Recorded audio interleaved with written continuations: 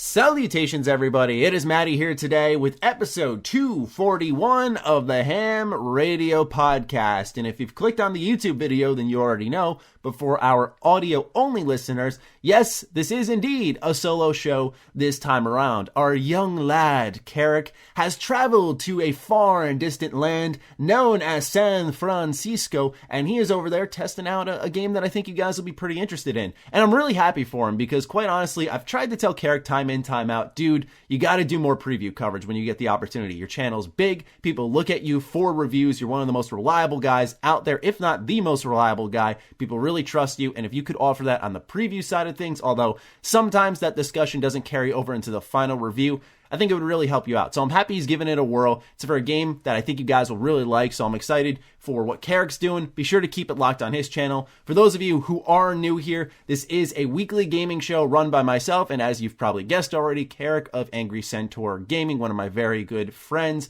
He has a Patreon that if you want to support, it's linked in the description down below. One of his patrons actually came over to mine, sent me a message saying, hey, I found you through Karak, really like your stuff, and that's how we like to work things here on this show. We like to just spread love and get everyone going, because that's what's cool about YouTube and Twitch and everything is everyone can stand to gain by working together, right? Like backstabbing and talking shit, none of that helps anyone else. It just helps when you work together. So I wanted, instead of pimping our Patreon like we do pretty much every week, you guys know you get early access to the show. You can join the Patreon Discord if you want to go ahead and support us. But instead of that, I wanted to go ahead and suggest a couple of other creators out there that I really like who have Patreons that maybe you should check out. Now, some of you guys know I love Dragon Ball Super, the card game. It is easily my favorite thing ever. Love playing it every single week.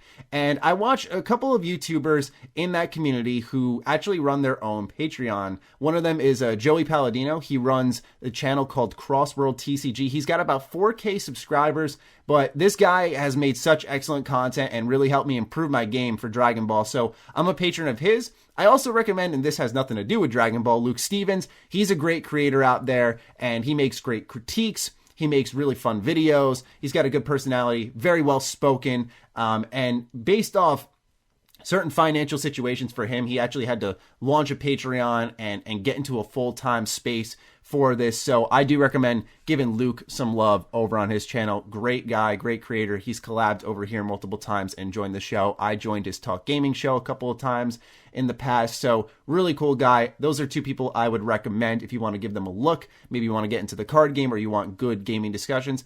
Both these people are fine creators to check out. And so also what we like to do in the introduction section is talk about what games we're playing. Normally during the review season, you'll see this later in the year. You'll probably even see it in March. We like to sit down and just focus on one game and just have an expansive discussion on that. Usually what'll happen is Karak and I will both have a game during a review period. We'll create our reviews, it'll release, and then after embargo, you'll hear a 40-minute discussion on the game with us. But during these times where not much is coming out, and pretty much every introduction moving forward, we just like to talk about what we're playing, open the door for you to tell us on the Patron Discord or in the comments what you're playing, and just get involved in the show. We like to get this to be as much of a two-way street as possible, because I know sometimes when I listen to podcasts and I'm sitting there and, maybe there's some wrong information or you just want to get in on the discussion. You're like, man, I wish I was sitting in that room and I could say something to them and give them a different path of thought. We try to enable that as much as possible on our show. So, get active, whether it be in the comments on the Patron Discord. We like to talk with you guys, and we read through everything in our Patron Discord at the end of the show, because there's usually a pretty good amount. So it's usually the longest section of our show. For now, the last section of months. I said section 5 times there. Couple of months. I forgot one or two. So I'm really screwed now. I'm doing a solo show, right? I got no character to rely on to break it up. Let me take a break for a couple of minutes to just catch my breath, because as you guys could already tell, I'm a motor mouth here. And so I don't have water either. Uh-oh, we're in hot water and we're not even 5 minutes deep. Anyway, the game that I've been playing this week, naturally, Smite. I talked about that last week. That's kind of been my go-to. There's nothing really coming out. There's nothing really that has my interest. I'm just waiting for March. I'm not trying to load my plate up. I've just been trying to, enjoy other aspects of life, I guess, right? I've taken this moment to reset and center myself. I was talking to my mom about it. I was saying, when I was in college, I remember and also granted, this is my full-time job now. When I was in college, this was a part-time thing for me, right? I had to focus on my studies too. But when I was in college, there were times I'd sit down and I'd just make time for the Rangers game, or I'd sit down and I'd watch a movie. And now I'm always like, game. Like, I love games and I don't feel like I'm doing the wrong thing, but I'm always, like I said, game. And so I'm trying to just take this time where there's nothing coming out that's calling my attention to reset. And so I've actually been watching some documentaries. For those of you who don't know, I really like AEW. It's this new wrestling organization. They just launched Dynamite. I believe it was in October, I want to say. They've been doing AEW for a while before that, but they signed a TNT deal. And so they're on TV every Wednesday at 8 p.m. And it is some of the most fun television I've watched. And I used to love wrestling growing up. And I'm not one of those people who's like, oh, Attitude Era the best. Like, I love the Attitude Era, but I think that there was good wrestling around like the early 2000s, when there was like Rey Mysterio, Eddie Guerrero, Bobby Lashley's like one that comes to mind. Those were some of my favorites as a kid.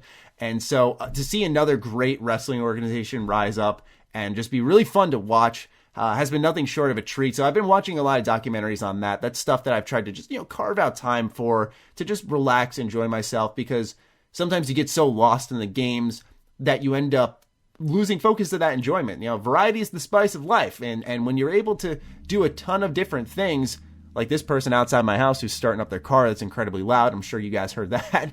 But anyway, variety being the spice of life, it makes games more enjoyable when you step away for a little bit. It's kind of shocking, right?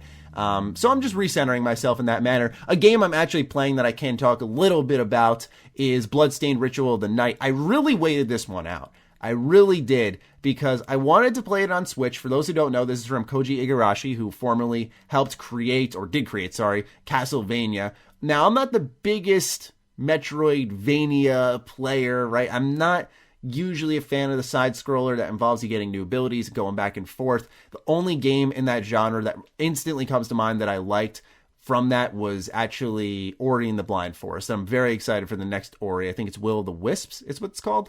Those games are just, oh my God, they look so good. And at least Ori and the Blind Forest played so well. So I'm excited for that sequel. But I waited this one out because I know the Switch version was not very good. It required patching. It finally did get patched. For a lot of Switch owners, they were like, too little, too late. For me, just in time, it was on sale. I was like, yep, you know what? Let's do this. It was about, I think, $18, something like that.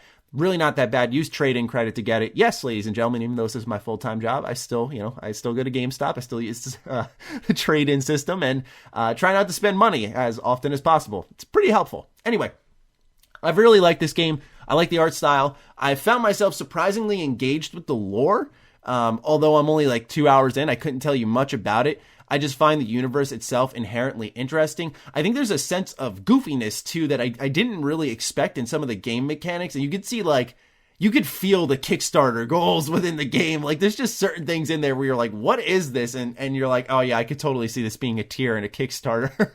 And it's just randomly added in to encourage people to pay more to help fund the game.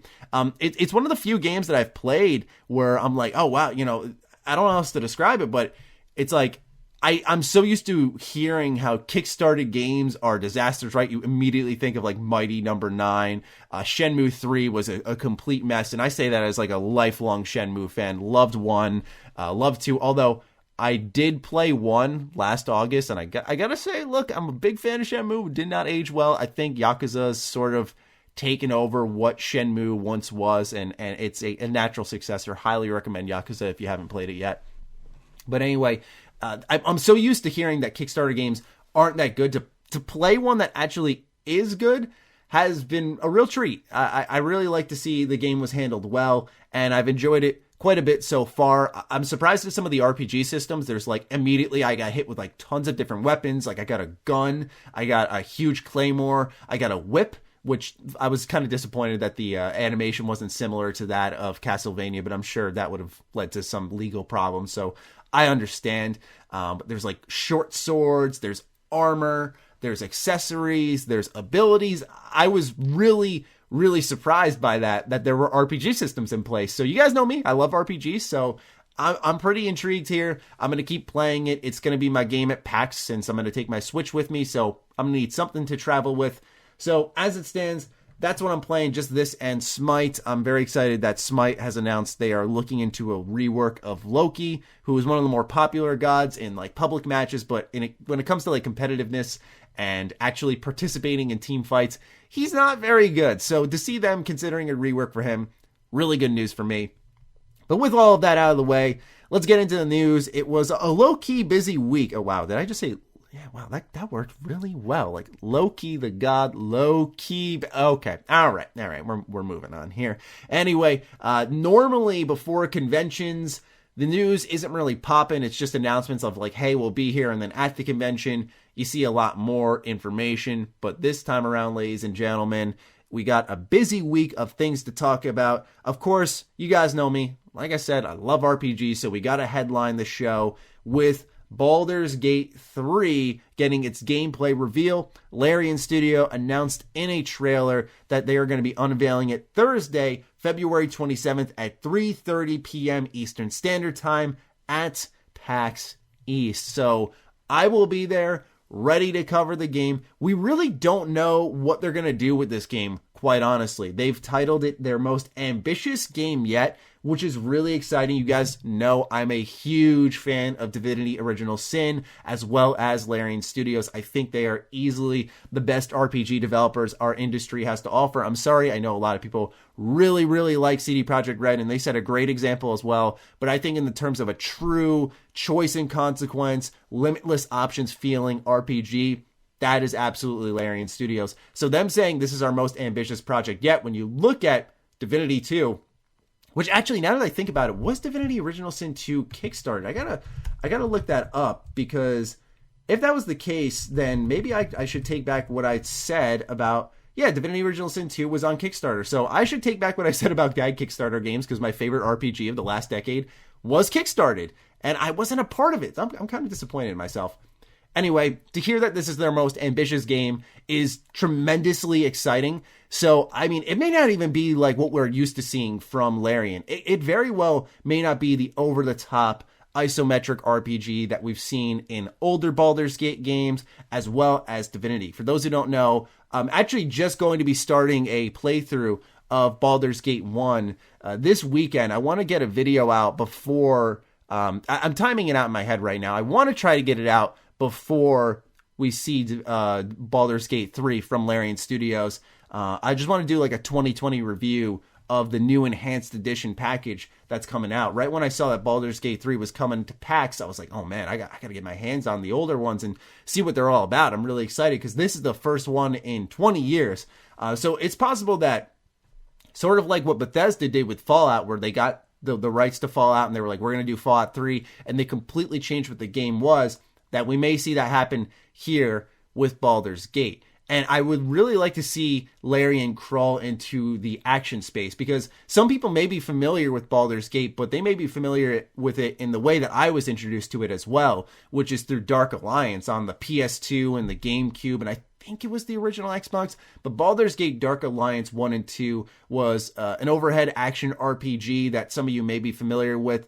I wouldn't call it similar to Diablo. It had elements of that, but those games were terrific. I mean, that whole genre between that and Champions of Norrath and Champions Return to Arms, I mean, I loved those games growing up. So it would be really cool. Based off the trailer we saw from Larian, there was some really great animation work. They were doing full-on mocap. It would be really cool to see them take like an action approach to this game. So that's very well possible. I'd imagine they had the money now. I know obviously Divinity Original Sin 1 and 2 were pretty big successes. Getting the rights to make a third Baldur's Gate, a series that has a ton of history, one of the most defining RPG series of all time, that's a tremendous honor. So it's going to be really interesting to see how much they want to deviate away from what we've become accustomed to from that series. But we also have to keep in mind, and I say this without playing the game, but it's pretty obvious just to look at it, really dated looking games. So maybe they just want to create a whole new identity for it, but also it'd be sick to see them reinvent it and do kind of like a Fallout 3. So I'm open to each, but I also want to put my hands on the originals, get a feel for what exactly they were and in their purest form, and then go forward from there. So we'll see in due time. just this coming Thursday is when we're going to get the reveal. I imagine a lot of my audience is pretty keen on this because I just did a Divinity Original Sin 2 review in December. At the beginning of December, I did a 2019 review, and it did stupidly well. Like, it hit over 100,000 views, which I thought was really exciting. That nothing pumps me up more than content that I'm like, this is pretty niche to like hit a big audience. That gets me so excited. And it sort of identified to me when I did my KOTOR review that people like modern reviews of older products. It's something I've always liked to do. I started this back in, I want to say BioShock. I did a 2017 review for its 10-year anniversary. I got the Platinum Trophy. I did 2 playthroughs of it and did a pretty full critique of the game. It wasn't as expansive as I'd say like my Divinity one was because I was still improving as a reviewer at that point in time. But that kind of stuff excites me. So I'm really looking forward to seeing the reception on Baldur's Gate. I understand that's a little bit more niche, but maybe given the fact that Baldur's Gate 3 is going to be getting announced and having a ton of gameplay revealed, and that reveal will be releasing alongside that, maybe we'll see a little bump there. We'll see a little more excitement for Baldur's Gate. Imagine it just doesn't look good at all. I can't imagine that. You know, like I said, Larian Studios, just really talented folks. But yeah, I'm actually looking now. I don't mean to hop around, but I'm looking now because I still have the page up for the Divinity Original Sin 2 Kickstarter. And it actually, I have an article titled from Game Rant here that says Divinity Original Sin 2 hits Kickstarter goal in 12 hours. So that may have been why I just didn't hear about the Kickstarter, because I was just sitting here just like, oh, yeah, I mean, it was already funded right away. I just got to go buy the game now. I mean, I've seen some of these Kickstarter goals, man. Like, I was looking at the Wonderful 101 Kickstarter because I was like, okay, I'm going to support this one for sure. I love Platinum Games. They're one of my favorite action developers, probably my favorite action developer, actually. And I was looking at some of the higher tier Kickstarter ones, and I was like, man, you can give them like $3,000. And like tons of people did it.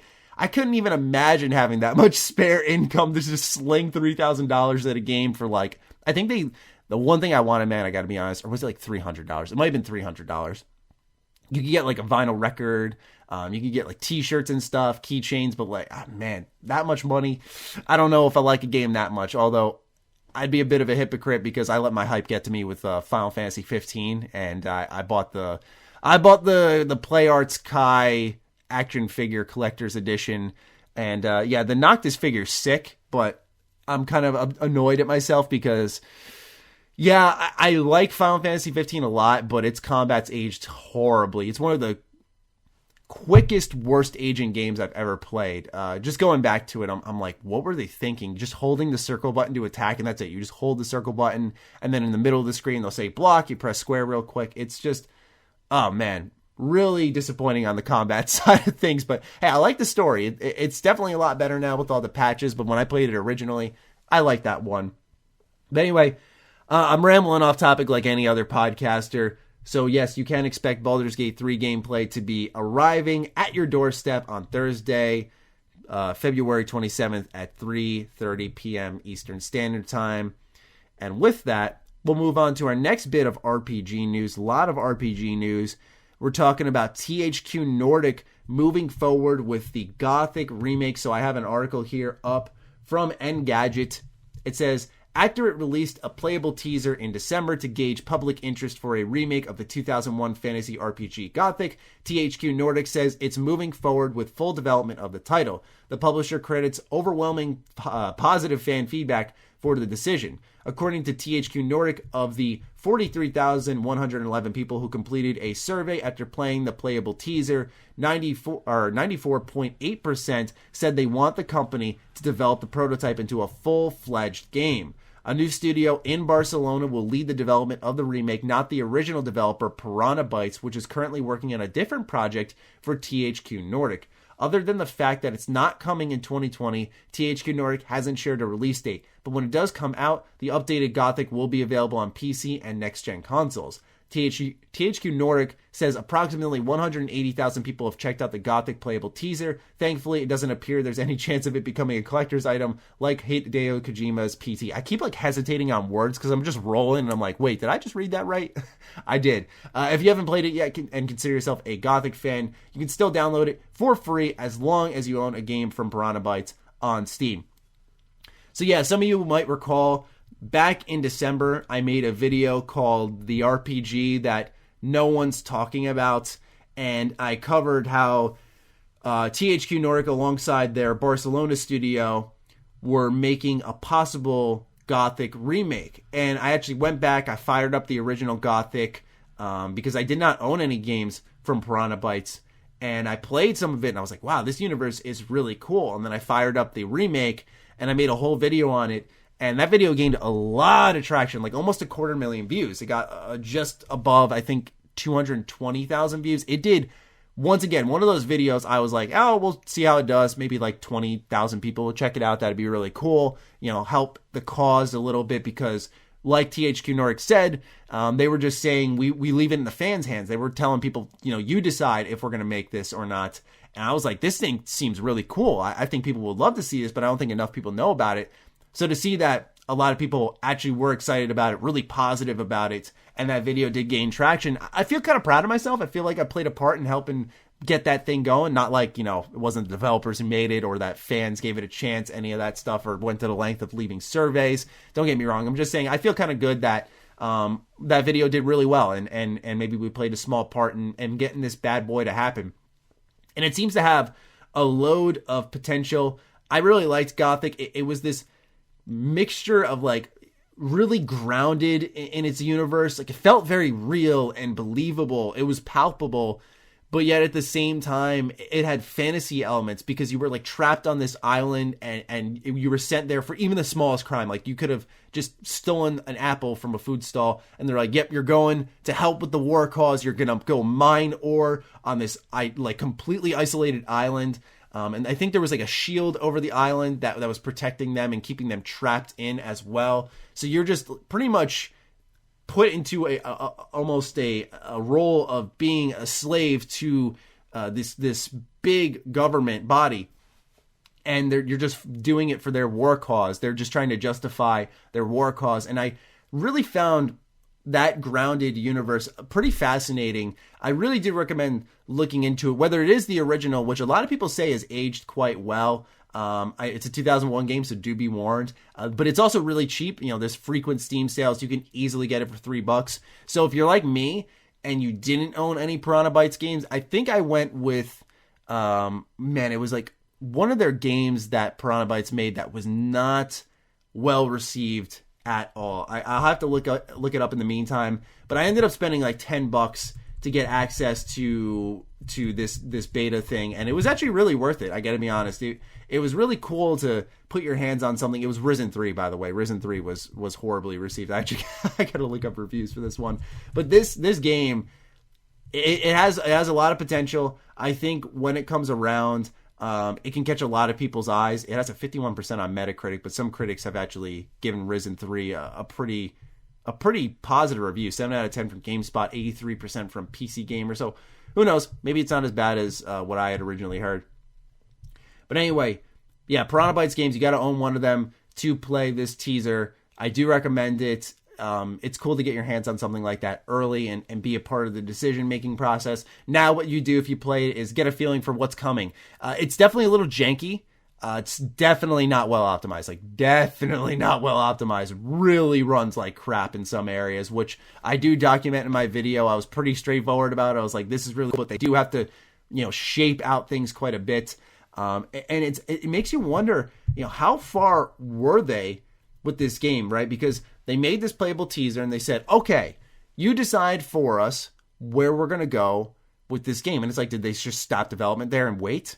Or did they continue pre-production in some areas? Like, was this playable teaser just a slice, a sample size of what they were going to make, and now they're starting off with like a whole new project somewhere else? That's what I'm curious about. So could this be years away? Like, I'm talking 3-4 years. Could this be 2 years away? Like, were they, kind of there? They were already making something? Because think about it this way. Think of it like a business. It would be such a waste of resources to go ahead and spend all that money and that time after the playable teaser and end up hearing from fans, well, we don't want this. And it's like, well, we got this whole world that we just spent a ton of money on. And then you might end up having to brute force your way into a remake. I think they should have just gone forward with it. If I was in their shoes, I would have just gone forward with it regardless. Like, I wouldn't even bother with the playable teaser, because at the end of the day, people will try out a free thing and say, okay, I'll give this a shot, sure. But just because people say they want it doesn't mean necessarily they'll buy it. And if only 43,000 people completed a survey, how well does that translate into sales? But once again, we do have to consider that this was more of a European RPG and didn't get much promotion here in the States, where it maybe didn't receive as much mainstream coverage. I know for a fact that when I first started talking about the Gothic playable teaser, that I think PC Gamer might have been the only other major website I saw that covered the Gothic playable teaser, just more so announcing its existence. I think a lot more is out there now because we know it's real. But yeah, this news also could have gotten lost in translation, because there were a lot of THQ Nordic moves this week, significant ones at that. It's not only the Gothic remake that's happening, right? There is other THQ Nordic news that we should actually just get into right now. So let's move on to the next section. Now we're talking about Saber Interactive. You may know them for a previous video I just made where I talked about how they made the port for The Witcher 3 on Switch. They also helped work on World War Z, a game that I strongly recommended in my review. I really, really like that game. It's the best way to describe it, third-person Left 4 Dead. It's probably the best Left 4 Dead game since Left 4 Dead. Really fun game. The huge zombie hordes, and I'm not exaggerating when I say huge, like sea of enemies coming at you and just bulldozing through them with cool weapons. Really good feeling. Karak and I actually reviewed that one together. We played it prior to release for our review, and it was a spectacular time flying through the campaigns. Kind of like Left 4 Dead, actually, in the sense that it doesn't kill your time, where these campaigns are really short. They're episodic, and there's been a lot of post-launch support. I'm not totally educated on that aspect, but I know they've added, I think, new zombie types, new weapons, new missions to do, because the game was a really big hit. Last time I checked it easily surpassed 1 million copies in its first couple of weeks. So it was a tremendous success, which is great for Saber Interactive. Now for the acquisition of THQ Nordic, this is really interesting because Saber Interactive has been an independent studio for 19 years. 19 years they've been on their own. And much like what happened with Insomniac Games, they were independent for, I think, over 20 years. I think 25 years. And they had their most successful game in Spider-Man. And it was you just stay independent at that point, right? Just keep deciding what you want to do, because, Spider-Man sold stupid amounts. And it's you can just remain independent at that point. Same thing with Saber Interactive. It's all right, we just had a huge hit in World War Z. THQ Nordic, I said Nordic. Imagine that. That's a good way to roast them, I guess. They are a bunch of nerds. THQ Nordic comes along and says, we want to buy you. And I'd be like, well, dude, we just went ahead and made a really popular third-person zombie shooter. Why do we need you? And I imagine it's because the deal was likely, $500 million, something crazy like that. So I have an article up here from PC Gamer. We're going to read through it and talk about it a little bit. It seems the success of World War Z, despite tepid reviews, what are you talking about, is still what spurred on Embracer's acquisition of Saber. It's pretty telling that Embracer notes the game has sold more than 3 million units in the press release. Boom, there you go. So World War Z, 3 times as successful as I just noted. World War Z actually sold way above expectations, according to the studio's CEO. Saber puts this down to its Epic Store exclusivity, but didn't explain why. Oh, god fucking damn it, I almost regret reading this. And don't fear, Saber will still operate as a standalone company, which to mean it is going to keep making the kind of games that it's good at. Keep giving me rough terrain to drive unruly vehicles across, please. Embracer's acquisition of Saber will initially cost $150 million for all assets, which includes studios in Russia, Sweden, Belarus, Spain, and Portugal. However, if Saber meets its financial goals, then Embracer may have to pay up to a maximum of 375 million euros as part of an earnout consideration. So close to the $500,000 that I was predicting there, although there are some prerequisites. That's actually a pretty cheap deal, and it could be really beneficial investment for THQ Nordic, because you have another strong independent developer in Saber Interactive. I really like the stuff that they do after World War Z. I'm interested in them. I'm a little bit more interested in them now because Tim Willits went over there. He previously worked at Doom for about 20 years. And so for me, once I see a guy like that go over to the Saber Interactive, it's definitely something that catches my eye. But this is another great acquisition for THQ Nordic, who just seems to have a blank check everywhere they go. And they're just like, yep, spend, spend, spend.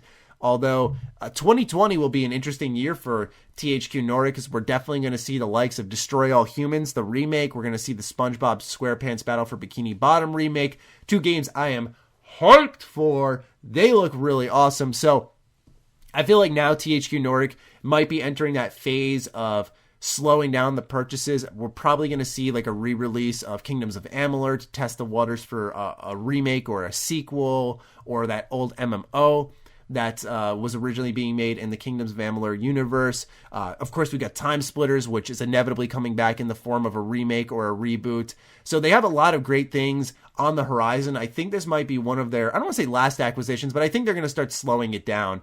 There was a period of time a couple of months ago, I made a video that I really do recommend. It's one of my favorite videos I made about THQ Nordic, just highlighting like all their acquisitions. And in like 1 week, they just snagged up like 8 little studios, just tiny floating studios.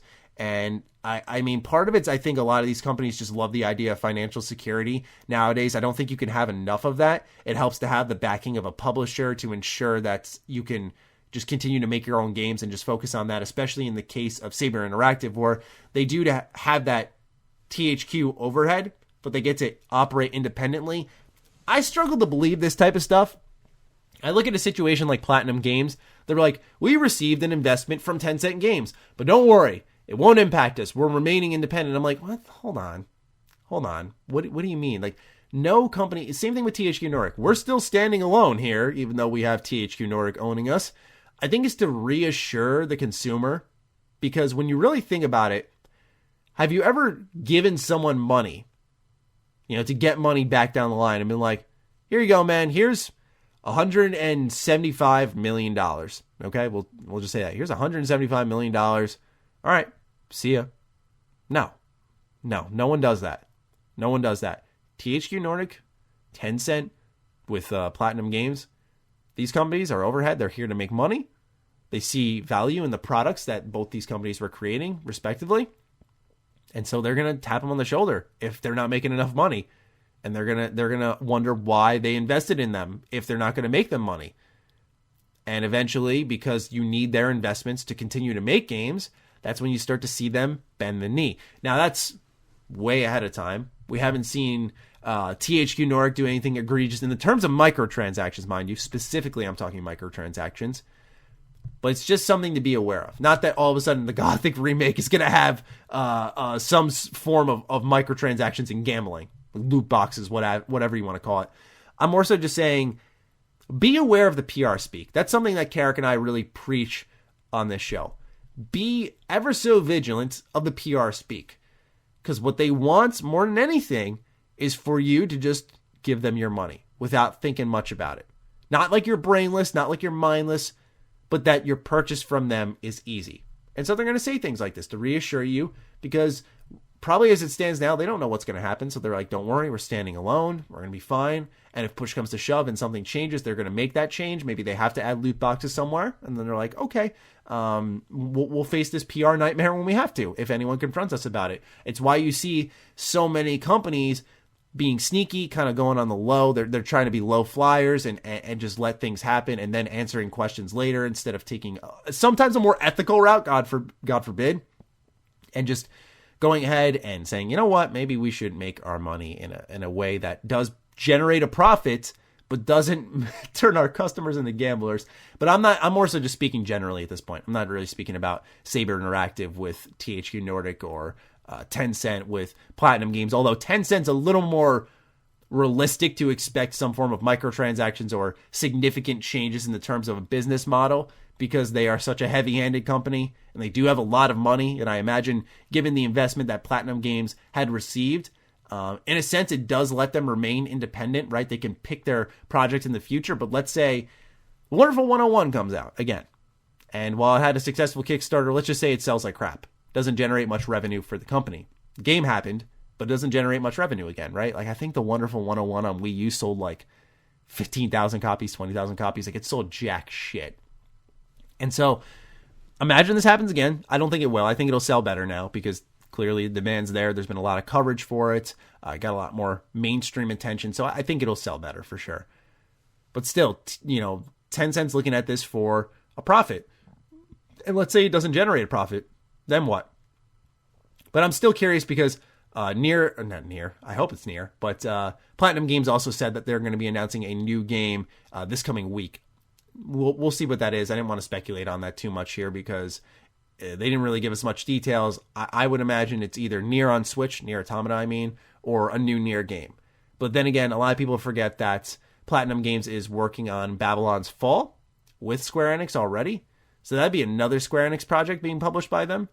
Which isn't a bad thing. Could showcase a pretty good partnership, but a Nier sequel has to be on the way, right? I mean, you got to imagine just because Nier Automata sold over 4 million copies, and that's got to be fucking exponentially above anything they ever expected with that game. And I say that as someone who loves it to death.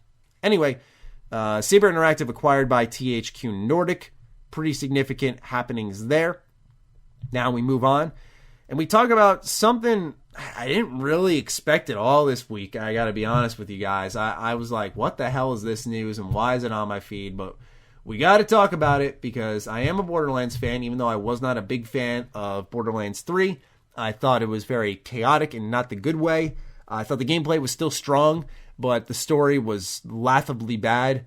And it's the first game and only game in my entire lifetime to be so absurdly chaotic that it gave me a headache and I had to go to sleep and just rest my brain.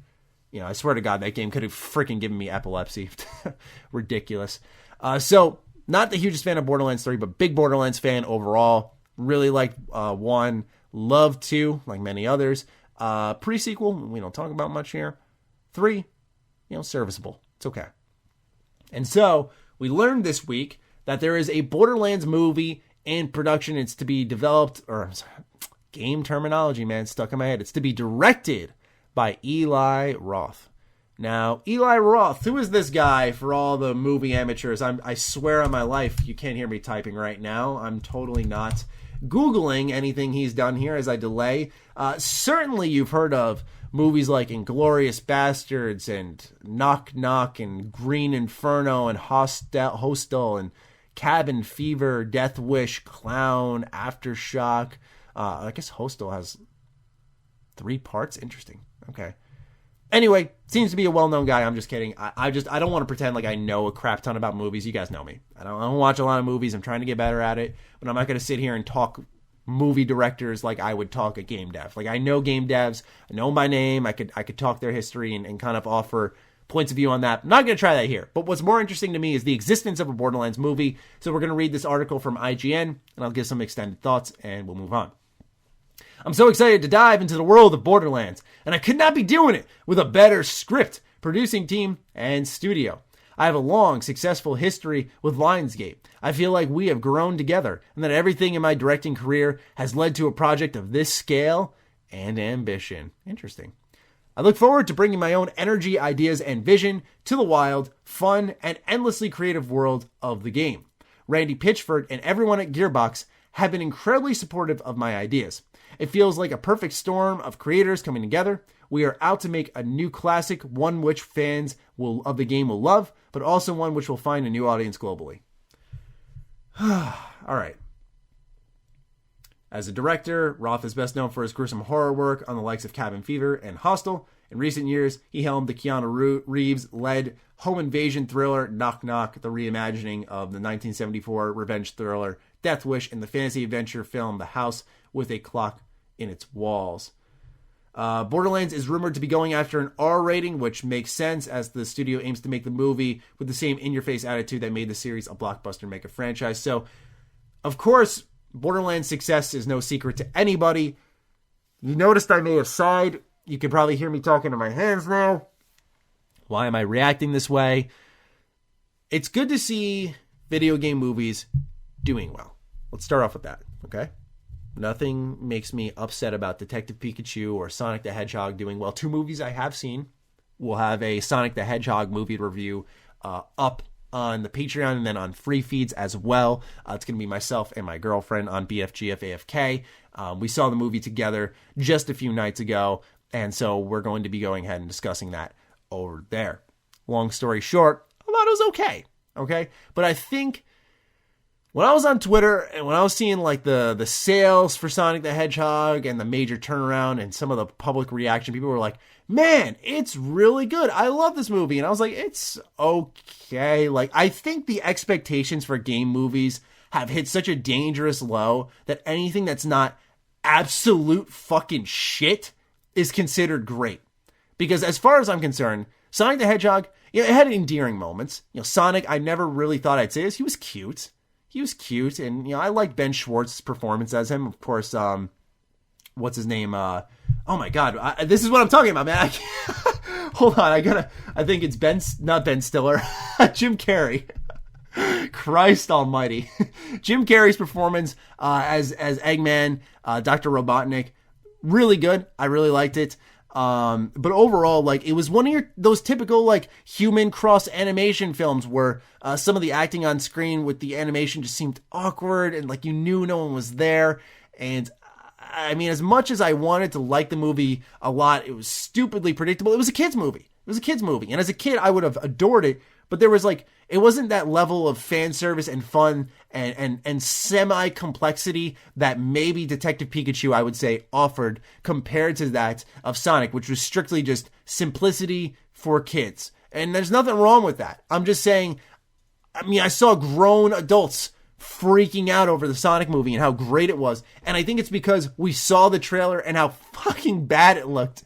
And now we're like, it's not that. Yes. And it's like, well, hold the fucking phone. Hold on, because it's still not that great. I don't know. I think it's setting up a universe, and I think the future of the Sonic the Hedgehog movies could be great, but like, it's just like a solid movie, like a 5. It's a 5 or a 6. Like, it was tolerable. I laughed a couple of times. I enjoyed myself. I smiled. But it, like, I certainly did it in the mindless, kid fun kind of way, not in a, wow, this is really good. It wasn't like that. And so when I see like Borderlands making a movie, let's highlight Borderlands' strength, right? Loot. Gameplay loop. That type of stuff is what keeps Borderlands going. A surprisingly good story. That type of stuff is what keeps Borderlands going. I'd say in that order. Loot, gameplay loop, story. Because in 1, we were there for the gameplay loop. 2, added in my opinion, a really surprisingly strong story with a great antagonist. So writing is key to Borderlands. I don't think it's first in line, although it does help inflate the experience. I think that gameplay loop is what keeps people playing, like myself, even when I was not enjoying that game at all. It was buggy, broken for me in Borderlands 3, and I did not like the main antagonist whatsoever. The Calypso twins just sucked, quite frankly. But the gameplay loop was fun and intriguing enough to keep playing. Now, have you noticed something here? Have you noticed something here, ladies and gentlemen? You play that. You play the gameplay loop. You interact with it. You can't do that in a movie. You cannot. You just can't. It's impossible. You cannot play a movie. And if you do, you're probably playing something like Until Dawn, right? So, with that in mind, how does it work in a movie space? How do you make Borderlands great on the big screen? You can't have an in-your-face attitude in the terms of psychos going like, ooh, and going crazy and all that stuff. But I'm sorry, I'm really popping off on this, even though I know nothing about it. But I'm sure you understand where I'm at here, right? It's such a low bar. Every company is salivating at the idea of pushing their brand into a global phenomenon through the cinema. And I respect that, the ambition, the idea. And I'm glad we're not in a space where it's like Resident Evil and all this genuine crap that came out. Mortal Kombat, even though Mortal Kombat's like a fun kind of bad, like Spider-Man 3. There really was never a great video game movie. Now we're starting to see video game movies come out that are fun, at the very least. They are enjoyable. But I think we need to raise the bar a little bit more. And it seems like Eli is a respectable enough director. But look at what's happening with Uncharted, right? 6 people have left that film. Pardon me. 6 directors, I think it was. Like, are you kidding me? That's insane. That's insane. All right? Sometimes these things aren't meant to happen. And that's my main point. Sometimes these video game movies aren't meant to happen. And I'm sorry, as much as I like Borderlands, I don't see this match in my head where I'm like, yeah, a movie makes sense here.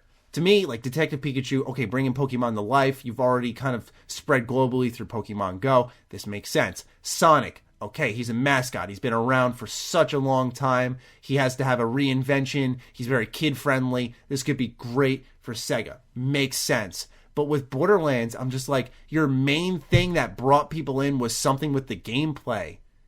You know, the universe was always cool, but it was cool in that Dark Souls way because there was unknown depth that people on YouTube and on wiki pages would break down. I think that's what Borderlands really surprised people with. And I'm gonna be honest, I don't really see it panning out as well as it seems like they're trying to say in this press release. But with that said, I don't mind eating shit and being wrong. Like, you know, I was one of those people with Sonic. I was just like, yeah. And when I saw it, I smiled, I laughed, and it was okay. I didn't hate it. But, like, I was aware enough to be like, okay, just because I didn't hate it and it wasn't like a train wreck doesn't mean that suddenly it's good. I think we have to be able to split those off. So those are just my thoughts as I my sentence out there. Those are just my thoughts on the Borderlands movie. And I know it was a little upfront, but hopefully you can understand that. All right, let's get into some more information. There's going to be some absences when it comes to games conferences. PlayStation was supposed to head to PAX East with Final Fantasy VII Remake, and more importantly for a lot of folks, The Last of Us Part 2 in hands for folks to go hands-on with. They were also supposed to head to GDC. Oculus was also supposed to head to GDC. These companies have cited the coronavirus as a reason for not traveling to said events. And this has been an interesting discussion, seeing how the coronavirus has impacted games. It has, as we know, kind of ravaged through China. There have been a couple of reported cases here in the States. There was one case specifically when it came to Boston, which is where PAX East is held. There was one specific case there, and the person was like immediately quarantined, as far as I know. So it doesn't seem to have spread whatsoever. Otherwise, we know the news, and they like to sometimes really prey on you here. We would have heard about it in a heartbeat. So Sony has decided to pull out, and I got a really interesting question on the Patron Discord that had not initially crossed my mind, but it's something that I would like to discuss, right? Because I think it brings up a really interesting perspective. So let me just find it and scroll down to it so I can read it verbatim. Benjam asked us this. What's your opinion on Sony skipping E3 and now PAX East? I think their excuse for skipping PAX because of the coronavirus is the cop-out. I think not going to shows, referring to mostly E3, and just relying on brand recognition will hurt them in the long run. So I'm going to mostly focus on the part here about PAX and coronavirus being a cop-out. Them skipping E3, I don't think hurts them. But here's the thing that is interesting about the reasoning for not going because of the coronavirus. Number one, while Sony in general probably may be sitting there going, this is mostly a China-based problem. We don't have to worry about going to Boston and getting this virus, because some people are like, well, it's a mass gathering of people. And I'm like, well, you can go to a hockey game. You can go to a basketball game. I was just talking about AEW at the beginning of the show. There are thousands of people gathering at this event. You cross thousands of people on the road. You're traveling there. There are people who get on planes to travel to these things. There have been consistent mass gatherings of people for things, since this virus became very popular and prevalent. So I don't really think it's the mass gathering of people that's really scared people off. I think you have to consider, though, that Sony does have a workforce that they have to watch after. They have to kind of take the safe than sorry approach. And quite frankly, I'm not accusing them of lying or making it up, but I look at it this way. They are a business. And if they're like, you know what, better safe than sorry, we're not going to miss out on anything. People are still going to buy our games, and we save a lot of money. Instead of hosting a booth at PAX, we can literally go to a studio space and set up a state of play. Or we can launch our own state of play the week after PAX and just get our own attention. I think for them, that makes way more sense. But I do want to keep this in mind. I'm starting to get the inkling that PlayStation 5 won't release at the end of this year. We just talked last week about what the consoles will be priced at. It's been a very interesting point to discuss. If you didn't catch last week's show, it was a good show. I do recommend you listen to it. Allow me just to quickly wrap you up on this segment. Pretty much what we were talking about is that Sony, currently it costs them, according to an insider, about $450 to produce a console. And now they're still deciding if they want to eat the cost and take a competitive price and do like $450, $400, and try to have services and games make up the difference, or do they want to price it and make a profit per console at about $500, presumably, which sounds about right. Karak and I also discussed the possibility of them taking an Xbox approach and saying, hey, let's do a subscription service for people buying our Xbox. So you can pay $25, $35 a month, but you can buy the console day one, right? You can make an easy impulse purchase with the Xbox if you go ahead and say, okay, it is a $500 console, but I'm only going to be paying $35 a month starting today. Or I can do an upfront payment of like half that. I'll do $250, and then I'm paying like $19 a month or something like that over the next year or so. I don't know what the math is, but you guys get where I'm going at. Maybe there's that approach. So we discussed how Sony doesn't really even know what they're pricing their console. The console that's selling, presumably at the end of the year. Now, back to this coronavirus thing, we also know that this impacted the production of consoles. Karak did say in last week's episode that there is the possibility, for example, Xbox moves production to Thailand and that nothing really gets impacted there. I imagine Sony's looked into that. But as far as we know, according to inside reports, we know that they don't know the price. They're having an issue with parts, and they're having an issue with producing the console. Now they've pulled out of potential places to promote upcoming PS4 products. They have not talked about the PS5, and they are very much patiently waiting on Microsoft to make the first move, which will, I'd imagine, come at E3. By that point, will Sony have everything ironed out? A lot can happen in about what would be 3.5, 4 months' time. But with that in mind, I just wonder, if coronavirus continues to be an issue in China, what are your main places to produce your console? You either are going to have what I would call in the card game short printed or short produced consoles. That would also inflate the prices. People would just buy them in bulk, scalp them online, sell them for like $800, $900, $1,000 a piece more than likely. That would lead to a much more significant problem for Sony than being patient here, trying to just, hope, pray, wait out the coronavirus, let a cure come or a vaccine come, get that figured out, and maybe release your console in March of 2021. I'm just getting that inkling because they've pulled out of a lot of things. And I don't think Sony needs to be there. So don't get me wrong there. It's not that they're not attending. It's that their interests are shifting. But while their interests are shifting, the situation behind the scenes has not changed. They're having trouble producing it. They don't know the price of it. There's a lot of confusion.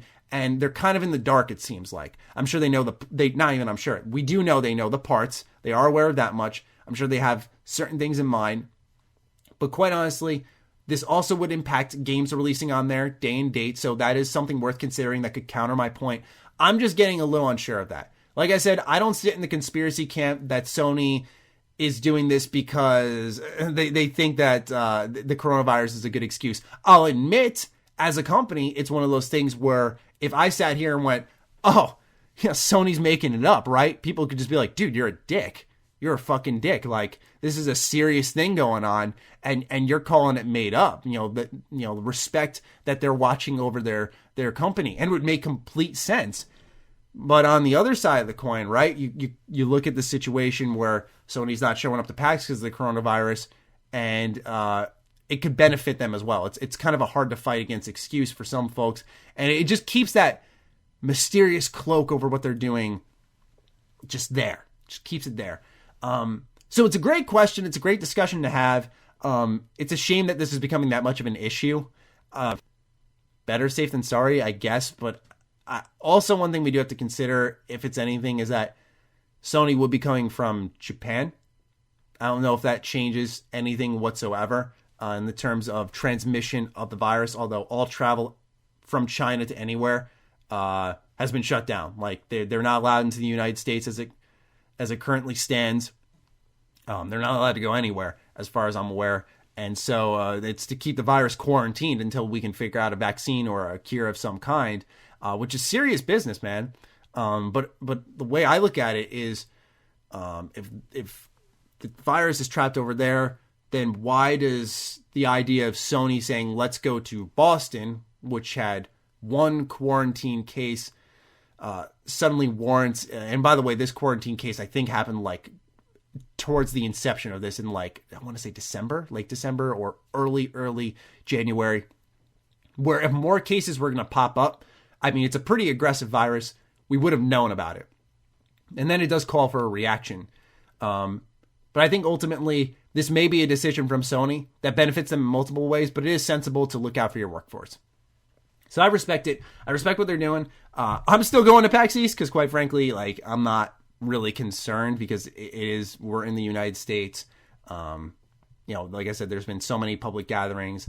I don't really think it's anything worth reacting to unless I start to see, leading up to it, they're like, yeah, more cases have popped up in the United States. But as it stands now, that shouldn't happen because all the cases have been quarantined, as far as I've researched. And I've tried to stay on top of it, because I want to make sure I'm not walking right into something stupid.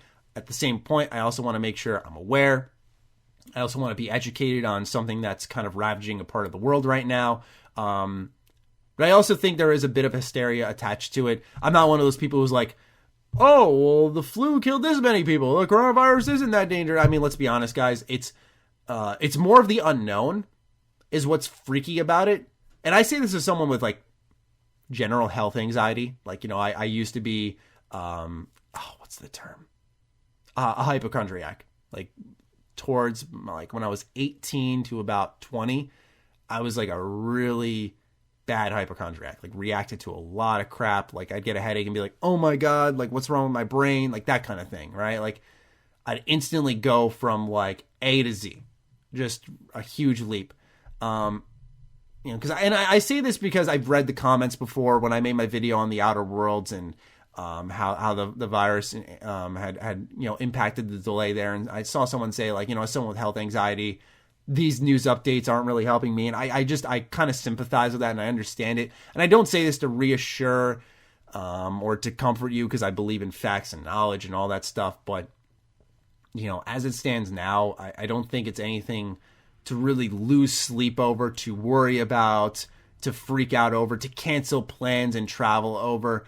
The world is not at a standstill. The world does not need to go into a standstill. And as far as I'm concerned, they're doing as far as I read, which was just this morning, they're working on vaccines right now that are in like early testing phases. And within a couple of weeks, we should know how that vaccine paid off. And so, God willing, that will be what we're looking for. And people can start to get treated and healthy and we can stop losing lives.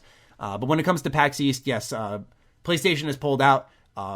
Although there's a bit of misinformation, Final Fantasy VII Remake will still be there. Square Enix does plan to bring it individually. So yeah, that is just something worth keeping in mind. These cars, do you hear that? What is that? Get your brakes checked. What is that? What the hell? I know, the thing is usually, I usually try to ignore it like it didn't happen because I'm just like, whatever, maybe the mic didn't pick it up, but I know that got picked up. And I'm sorry. You're driving that around, that's not safe.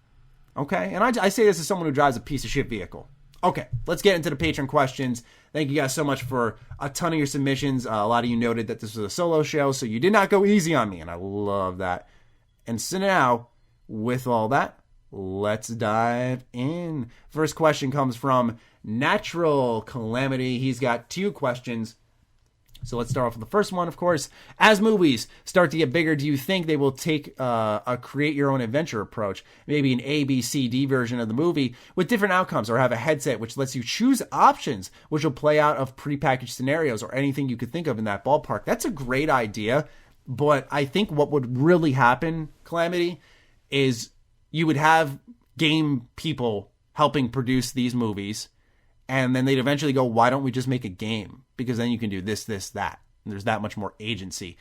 I do love the idea of agency over film, but then you're going to start hearing people go like, Route B is the best part of the film. Which part's canon? It would be an interesting experiment, but also it requires theaters to invest in technology. And as someone who's gotten a sty from using 3D glasses, almost like goggles, glasses, I don't like the idea of using like VR headsets in a movie theater. Like it just sounds grimy and gross. Like I hate sty. So it sounds like something that's a little ahead of its time, but I like the idea. I like where you're thinking.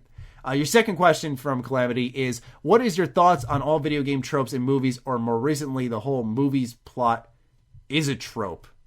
I don't really, hold on, let me reread that again. What is your thoughts on all the video game tropes in movies, or more recently, the whole movie's plot is a trope? I don't really understand the question. I apologize, Calamity. It's not really clicking with me. Video game tropes in movies. What, you got to specify here, if you wouldn't mind, for like the next episode. Like, what video game tropes? Because like, when I think video game tropes, I think like bombastic explosions and like Michael Bay moments is what we call them, which is, I would say that's a movie trope in a game, right? Like, people call Call of Duty campaigns like the Michael Bay campaign sometimes. So I don't know if that's what you mean, but if that is what you're asking, I don't really think much on it, because like, I think like, I call them popcorn games, and I think they serve their own purpose. It's good to have popcorn games. It's good to have games that you can just kick back and just not think too much on them and just leave it be at that. Next question comes from Vault 101 Guy. How do you feel about the upcoming Battle Royale in Call of Duty Modern Warfare? Me, personally, with how Activision handled it in Black Ops, I'm excited. I'm happy for people who are excited for it. Personally, I sit in the camp of folks who are sort of over Battle Royales. For me, my shtick, if you couldn't tell by how much I talk about Smite, is MOBAs, and I think there's a severe lacking of that, right? All there is, there's, I should say, third-person action MOBAs, because I like those the most. I love Smite. I really, really liked Paragon. I thought that one was super underrated. Sadly got shut down. Thank you, Fortnite. Shitty Battle Royales. So maybe I'm a little biased, but I think that Battle Royale already needs a reinvention. For me, I get why it's cool. I get why people like it. There's tension. There's dynamic moments. It's like every match is different.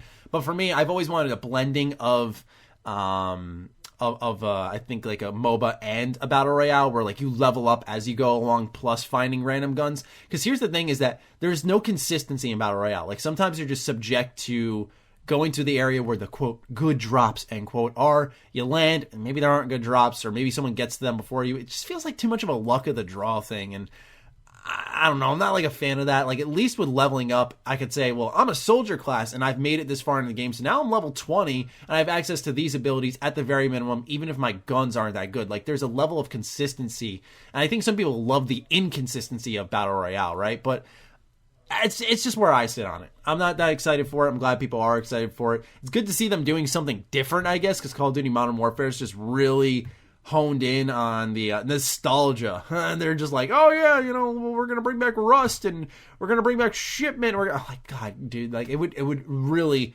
hurt them if they tried to make something new and not remove like Piccadilly. That map's terrible. I know it's kind of a meme, but like, goddamn. All right. Next question comes from Copith the Kittith.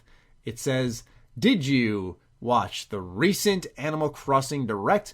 What are your thoughts? Interested yet? So I did watch the Animal Crossing Direct. There's like seasons changing. There's like a boat / airplane that takes you to other people's islands. There's a whole lot of like things, like, for example, the seasons changing is significant because you're able to have like furniture that represents the seasons, which is cool.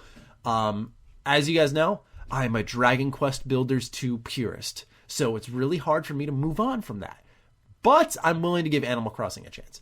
I'm really looking forward to it, genuinely, in all seriousness, because one of my dreams was to always, like, my girlfriend and I have played plenty of games together, but it's usually like when we're hanging out, we play for a couple hours and then we go do something else.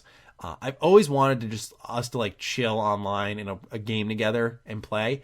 She doesn't have like a huge library of games on the Switch. It's her only console. She doesn't want to buy a PS4 now because the PS5 and Xbox Series X are presumably coming soon, unless, like I said, the PS5 gets delayed, which is just my current standing prediction.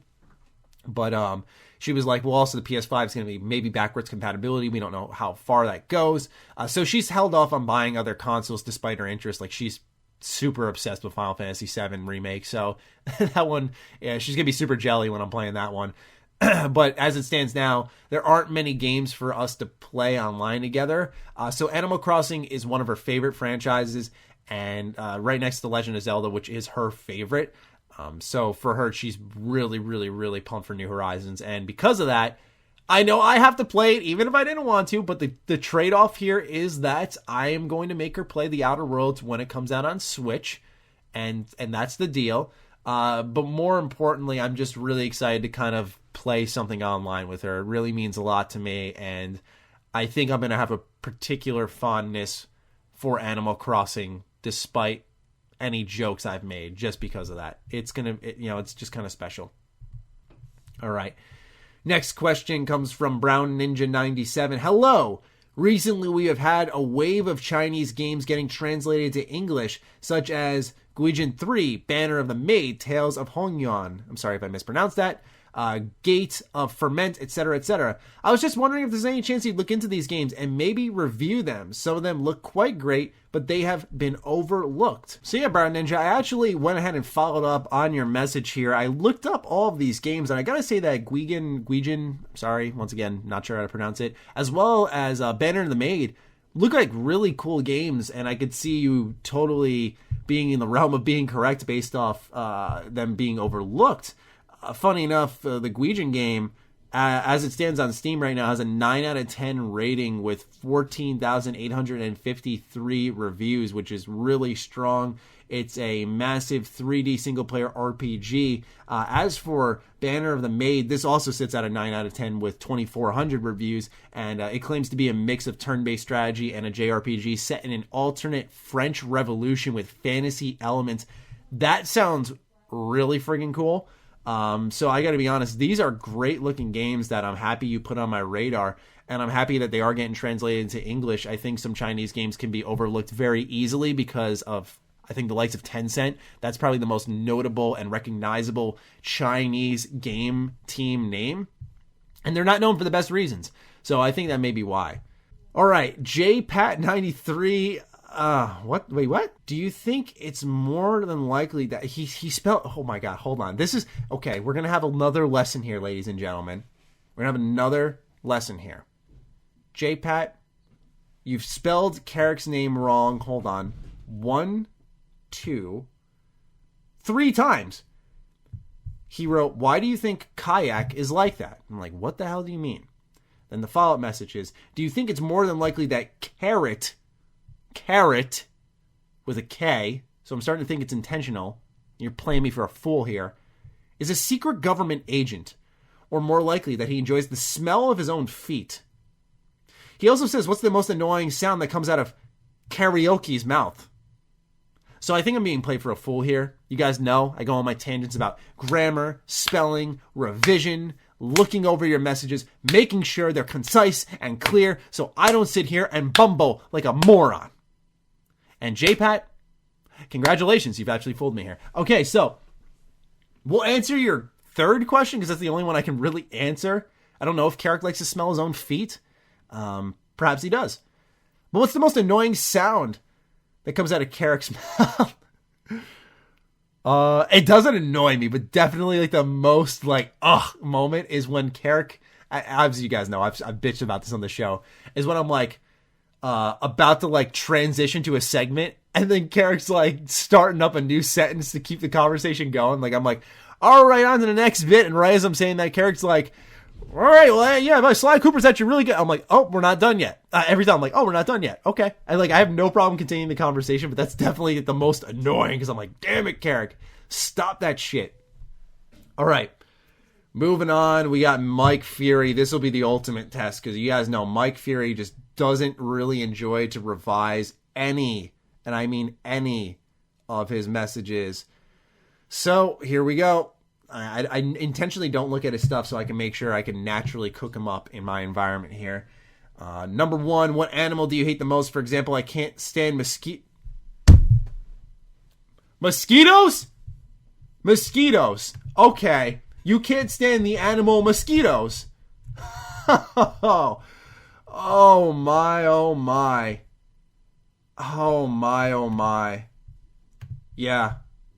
Yeah, you know what, Mike? I'm not even going to help you out on this one. I'm not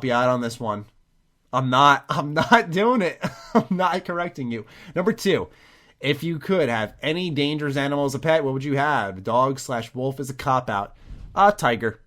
That might be sort of a cop-out too, because it's, kind of like a giant, ferocious cat. A tiger or a lion? Lions seem kind of sweet, low-key. I feel like a tiger would just turn his back on me and kill me at any moment. But a lion seems kind of loyal. I could see that working. I wouldn't mind a lion. Number 3. What are the games you are picking and reviewing this March? I really like this question because you give me an opportunity to tell you guys about upcoming content. So let's take a look at the game release schedule for 2020. I'm bringing it up right now as we speak. And from there, I'll list off some of the games. I can guarantee to you guys the likes of... Well, I shouldn't say guarantee. Here's the thing. There's a factor with review copies. There's so many games releasing that, of course... I don't want to overpromise because certain games may come through the door that I can talk about and cover, whereas some may not. So, for example, I was about to say I can guarantee to you guys on March 20th you'll have my Doom Eternal review. But here's the thing. I don't know where Bethesda stands on me. They invited me to test Doom Eternal as well as Fallout 76 at PAX East. They were very receptive to me. They were very open in communicating with me, which has not happened since Fallout 76 released. So maybe enough time has passed and they understand that I'm just being as supporter of their company would be. Just I'm criticizing their moves. It doesn't mean I freaking hate them. I don't like what they've become, I'll be honest, but I think they've maybe misunderstood my approach. But, at the end of the day, I don't really care if they choose me or not. I'm just more so saying they've been pretty receptive of me lately, which means maybe I will be able to review Doom Eternal. We'll see.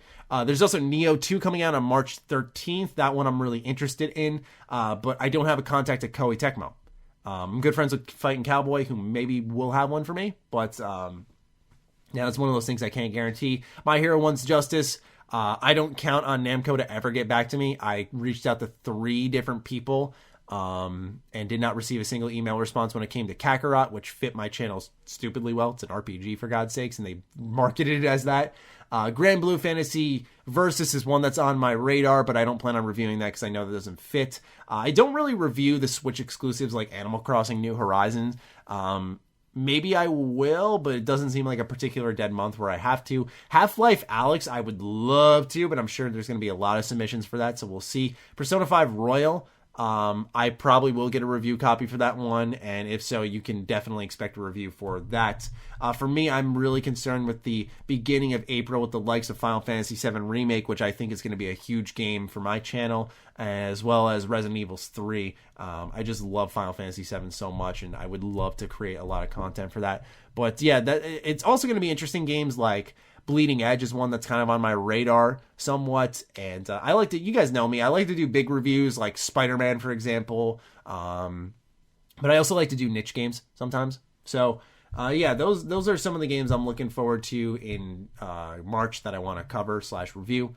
Number 4, did you ever get to try Bleeding Edge? So yeah, Mike, I actually fired up my Xbox to update it.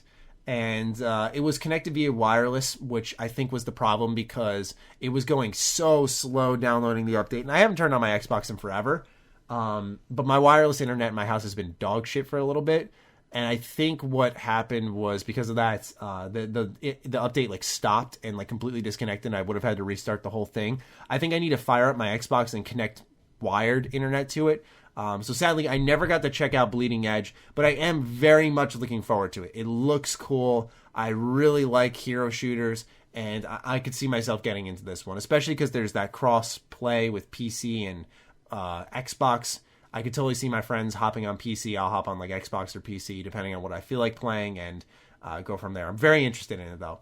Last question comes from Johnny EC. Johnny, I do want to apologize, man. I can't answer the first part of your question because it does involve breaking an NDA of sorts.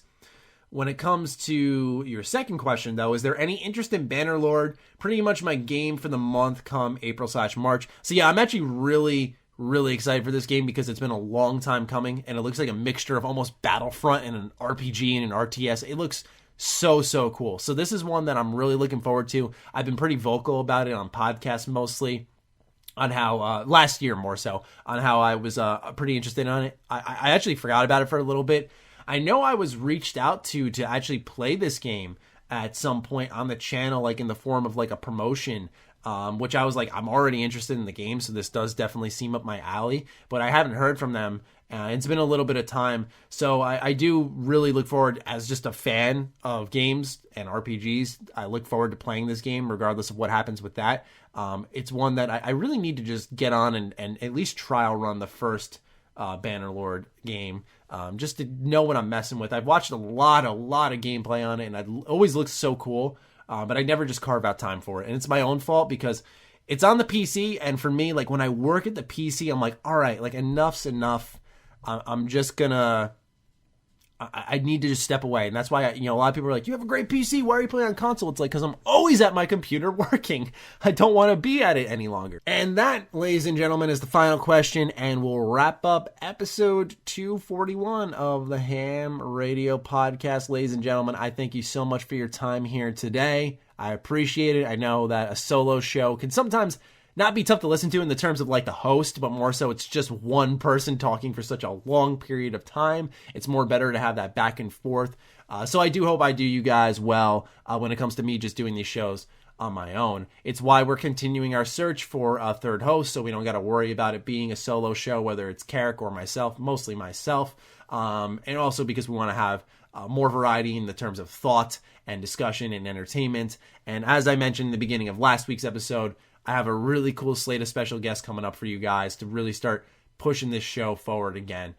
So we'll talk about that soon. But in the meantime, ladies and gentlemen, do take care of yourself. Thank you so much for tuning in. If you got this far into the show, hashtag riding solo. I know it's a little corny, it's a little fucking tacky, it's a little fucking thoughtless, but honestly, I just want to do that. Let you guys get involved and tell me how much of the show you watched. So I appreciate you guys. Let me know what you're thinking. And I'll talk with all of you soon. Stay sexy, stay active. I love you all. Peace.